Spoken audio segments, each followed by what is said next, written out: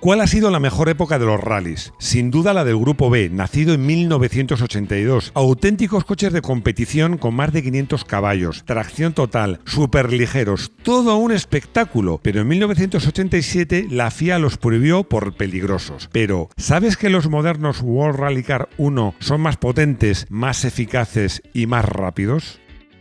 Bienvenidos a Garaje Hermético. Enciérrate con nosotros.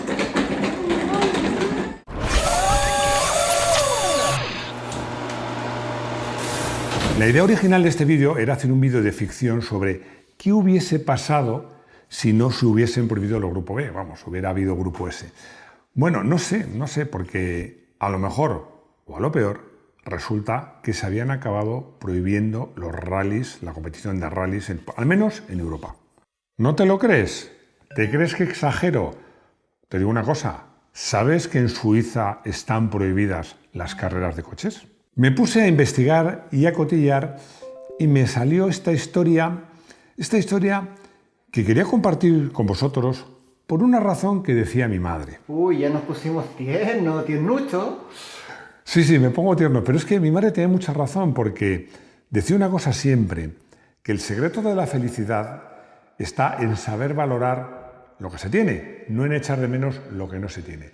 Y me dio por pensar que realmente a lo mejor he sido un poquito injusto con los rallies de la actualidad. Y en este vídeo voy a contar el porqué. Y es que justo es reconocer que el Grupo B marcó a toda una generación, porque nunca se había visto nada tan espectacular en el mundo de los rallies. Y marcó a toda una generación que, entre otras, es mi generación. Y es que los coches iban a una velocidad nunca vista hasta entonces, pegando saltos, de lado a lado, iba a decir del asfalto, y más allá del asfalto y más allá de la tierra. Y encima... la nieve. Y lanzando, porque la mayoría eran turbos, llamaradas espectaculares. Como os digo, un espectáculo que nunca se había visto.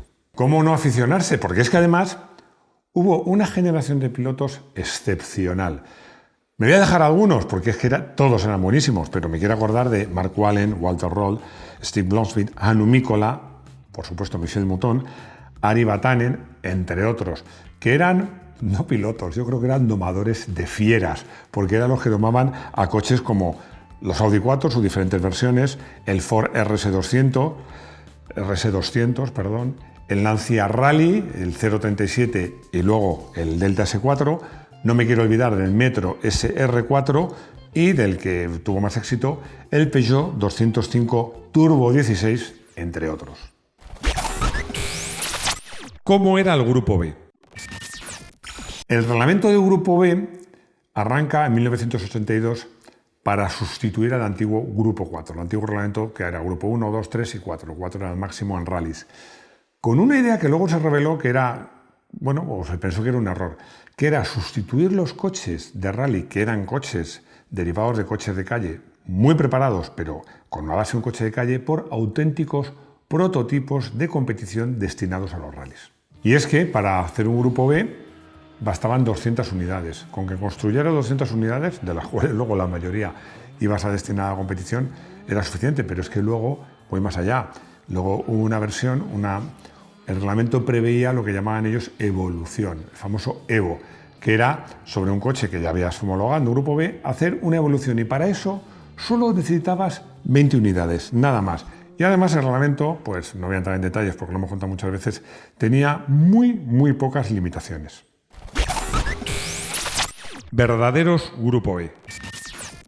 En ese primer año, pues muchos coches que habrían sido Grupo 4, coches derivados de coches de calle preparados, se homologaron en Grupo B. Fue el caso, por ejemplo, del Audi 4, porque el Audi 4, el primero, nace como Grupo 4 y luego se homologa en Grupo B. Pero muy pronto la cosa se desmadra porque aparecen chasis tubulares, coches con motor central y además turbo, tracción a las 4 ruedas, carrocerías de fibra de vidrio. Había una tabla de pesos, pero pesaban alrededor de 900 kilos. Iba en función de la cilindrada. Y es que muy pronto dieron 500 caballos. Hubo quien lo superó. Hubo coches que superaron en algunos rallies, en algunos momentos, los 600 caballos. Para ir por tramos de carreteras llenas de curvas, de tramos de tierra o sobre la nieve. El Peugeot 205 Turbo fue, digamos, el primero que realmente respondía al Grupo B y dejó obsoletos a muchos coches. Bueno, es que el primer campeonato lo ganó un Opel Manta con solo propulsión trasera. Bueno, luego Audi también evolucionó sus coches, que lo acortó, le hizo más potente. La verdad es que costó ganar al Peugeot y Peugeot probablemente fue el que más partidos sacó del Grupo B. En esos años se desarrollaron tecnologías nunca vistas en el mundo de los rallies. Diferenciales viscosos, torsen, mucha electrónica, gasolina de aviación, materiales especiales como el Kevlar. Y es que eran prototipos de competición y realmente tecnológicamente tenían poco que envidiar a los Fórmula 1, incluso en la aerodinámica, porque fijaros en los alerones, spoilers, aletines que llevaban. Bueno, es que el Audi S1 parecía más un coche de circuitos que un coche de rallies. Peligrosos. Pero esos coches superpotentes, muy ligeros, eran muy difíciles de conducir. Y no lo decía yo, lo decían los pilotos, los propios pilotos. Bueno, de hecho, Ari Vatanen, el accidente más grave que tuvo en su historia deportiva fue precisamente a bordo de un Peugeot 205 Turbo 16 en el Rally de Argentina de 1985. Aquel mismo año, el pilotazo italiano Attilio Bettega perdió la vida en Córcega con su 037. Pero el año siguiente la cosa fue peor porque el piloto portugués Joaquín Santos se salió en el Rally de Portugal, barrió a la multitud con su Ford RS 200 y hubo una treintena de heridos en ese accidente. Y luego llegó un accidente muy trágico del Lancia Delta S4 de Henry Toivonen en Córcega, que causó la muerte al propio Henry Toivonen y a su copiloto Sergio Cresto, un accidente que hemos comentado muchas veces y que no voy a comentar nada de él. El frustrado Grupo S. El accidente de Toivonen ya provocó que la Federación Internacional de Automóvil, la FIA, prohibiera los Grupo B. No solo prohibiera los Grupo B, sino prohibió los Grupo S, que iban a ser la continuación del Grupo B. Pero ¿era un problema de los coches? ¿Era un problema de seguridad? ¿Era un problema de reglamento técnico? Bueno, pues la verdad es que era un problema un poco de todo, ¿no? Porque se podía haber limitado la potencia, se podían haber prohibido los chasis tan livianos de tubos que a veces eran de aluminio, a veces eran de titanio, o se podían haber puesto sistemas de seguridad, jaulas de seguridad más fuertes. Se podía haber apartado al público, como se hizo después, para que los accidentes afectaran a los pilotos, no al público. No se hizo nada de esto, no se hizo. Así que el Grupo S, que tendría que haber debutado en 1987, nunca debutó. Era un Grupo B, pero con algunas limitaciones. Entre ellas, la más importante, estaban limitados a 300 caballos con motor 1.4 turbo o 2.0 litros atmosférico. Pero en el fondo, el Grupo S seguía ahondando en lo que la FIA consideraba que era el problema, aunque ella había sido la responsable. Seguían siendo prototipos de coches puramente de competición destinados a los rallies, en el que eran necesarias solamente 10 unidades para su homologación. Audi, Lancia, Opel, Toyota, bueno, incluso Lada tenían preparados su Grupo S, que quedaron inéditos, porque en el Mundial de Rallys se hizo un nuevo reglamento, que era el Grupo A, que eran coches mucho más cercanos a la serie. ¿Qué fue de los Grupo B? Pues al final resultó que los Grupo B tampoco eran tan peligrosos, porque siguieron viviendo allí donde les dejaban correr. Los Peugeot 205 se reconvirtieron y se fueron coches que ganaron el Rally París-Dakar en varias ocasiones. Hubo otros que corrieron campeonatos nacionales. Por ejemplo, aquí en España un Ford RS 200 fue campeón de España de rally sobre tierra. Y luego muchos de ellos encontraron el lugar idóneo para usarlos y disfrutarlos en las pruebas de rallycross. La FIA, la Federación Internacional, entre 1982 y 1986, cuando estuvo vigente el Grupo B, homologó un montón de coches del Grupo B. Bueno, es que nada menos que 38 coches. Bueno, homologaron Porsche, Ferrari, Mitsubishi, Daihatsu, Polonez, incluso SEAT homologó un Grupo B. Los nuevos Grupo B.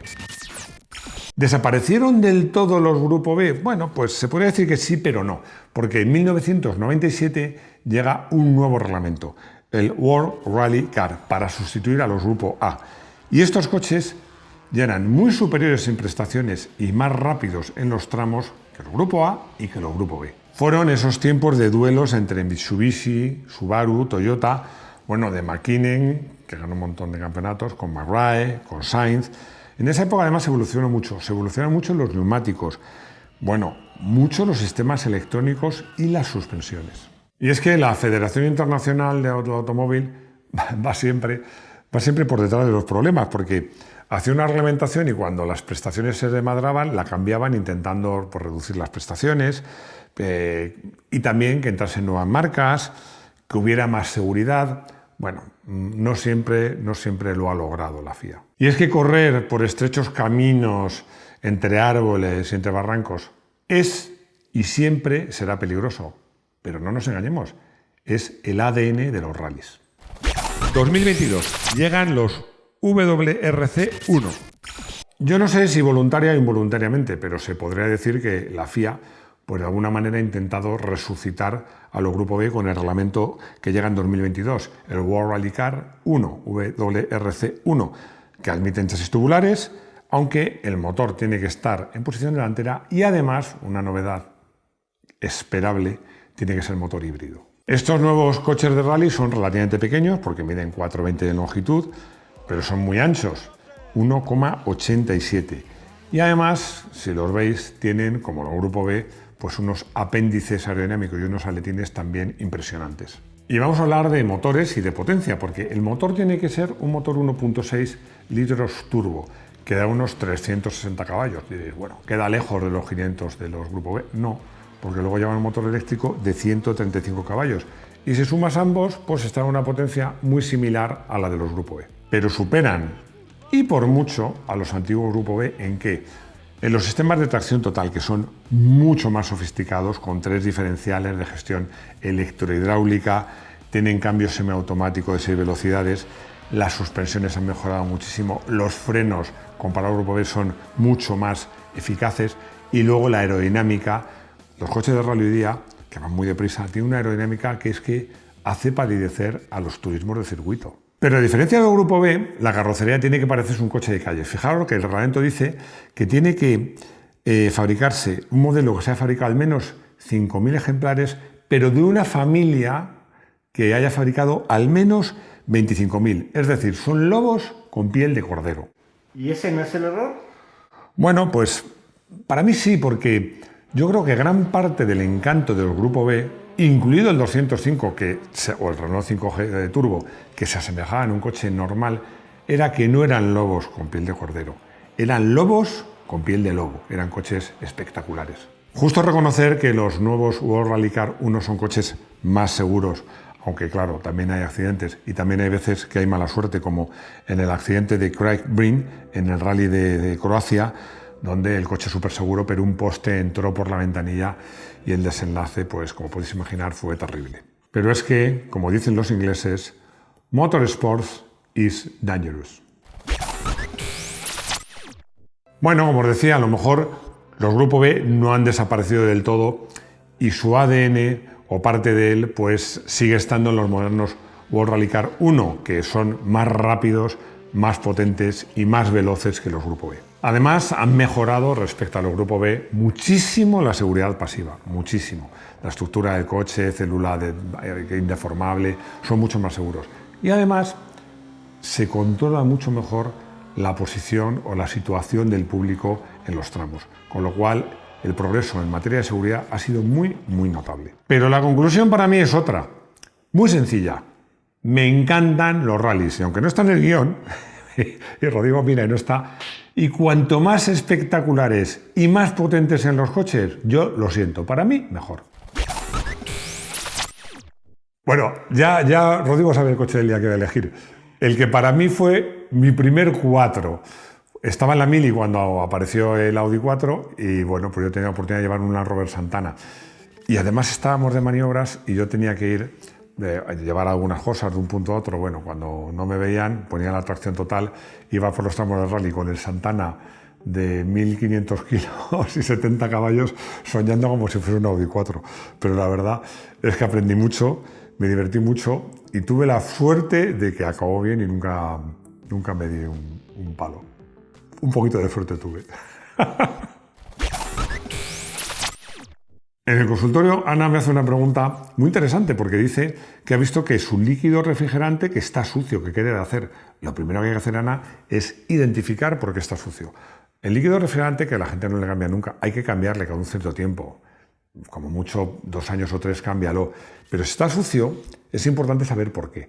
Puede ser sencillamente porque el coche tiene muchos años, hay óxido y eso ensucia el líquido. Lo suyo entonces es cambiar el líquido, pero no solo cambiarlo, sino limpiar el líquido. O sea, meter simplemente agua a presión que lo limpie puede ser suficiente. Hay productos también para limpiarlo. Lo más grave es si tiene aceite o cosas de ese tipo, porque entonces significa que hay una avería mayor. Hay alguna fuga que permite pasar o gasolina o aceite al líquido refrigerante. Normalmente esto lo notas porque el agua es como si sale vapor, es como si estuviera en ebullición. No creo que sea tu caso, pero lo suyo es que le ves un taller, te limpian el circuito y te cambian el líquido. Arsenio tiene una duda y es cómo es un depósito de seguridad, porque lo oye muchas veces, incluso ven las fichas técnicas de la Fórmula 1, coches de competición, depósito de seguridad. Y hablamos, por supuesto, de competición. Bueno, no me voy a enrollar porque no es el objeto de esta sección, pero te voy a dar 3 datos para que un depósito sea de seguridad. Lo primero, tiene que ser deformable, es decir, que en el caso de un accidente sea el material que está hecho sea flexible y no se raje al deformable. Segundo, flexible para que no reviente, es decir, no solo deformable, sino que además recibe un golpe, pues y llega incluso unas partes a hincharse, tampoco lleguen a romperse, ¿no? Tiene que ser, como te digo, flexible. Y luego, además, no permitir que la gasolina vaya de un lado a otro, porque en un coche normal la gasolina, pues cuando vas a una curva de un lado a otro no es muy grave, pero en un coche de competición, a mí me ha pasado, si no eres un depósito de seguridad, una curva muy larga a un lado, la gasolina se va y el coche se queda, aunque lleve gasolina, se queda, como se dice en argot, sin caldo. Para eso suelen ser depósitos que no están huecos, sino que tienen una espuma que impide que la gasolina vaya de un lado a otro. Son 3 condiciones, las más importantes, aunque hay más, pero con estas yo creo que ya respondo a tu pregunta.